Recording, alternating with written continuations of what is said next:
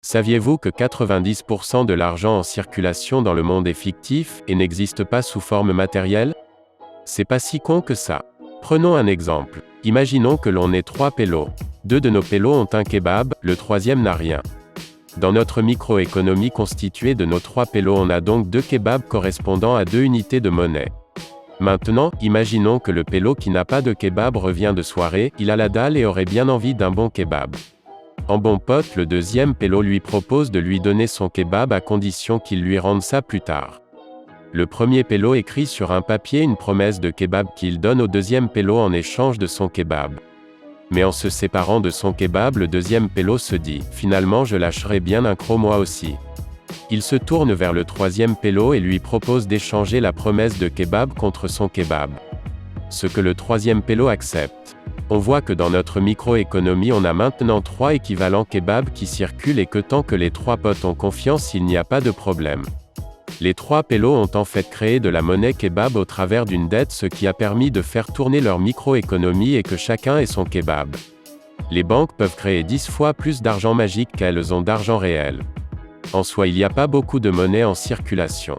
Par exemple, saviez-vous qu'il y a plus de billets Monopoly imprimés que de billets de banque? Pour Jean sceptique qui n'a pas été convaincu par les kebabs, prenons un exemple plus concret et imaginons une banque et son banquier Jean Rat.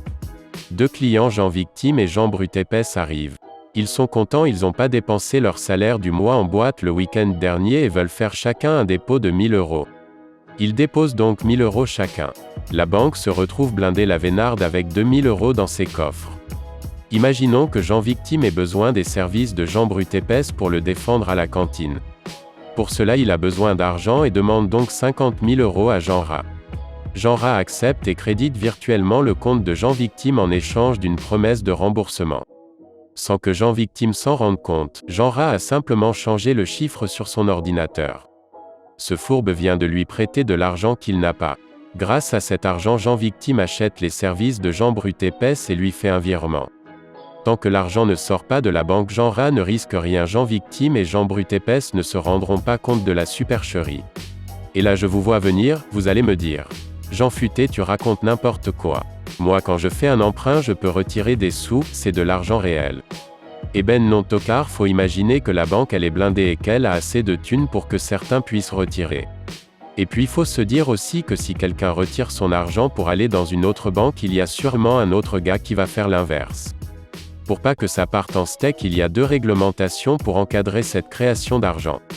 La réglementation prudentielle. Elles doivent garder 8% de fonds propres pour éviter les risques de rupture d'argent réel et donc de faillite. Avec 1000 €, elles peuvent créer 11 500 €. Et la politique monétaire. La banque centrale doit s'assurer qu'il y ait suffisamment de monnaie dans l'économie mais pas trop non plus, faut pas déconner. Pour résumer, les banques créent de l'argent virtuel, ce qui est important pour faire tourner l'économie et que tout le monde ait son kebab. Des réglementations existent pour que les banques ne fassent pas faillite et qu'il n'y ait pas trop d'inflation. Hésite pas à mettre un pouce rouge parce que t'es un tocard et que tu viens de te rendre compte que tu te fais bolosser par ta banque.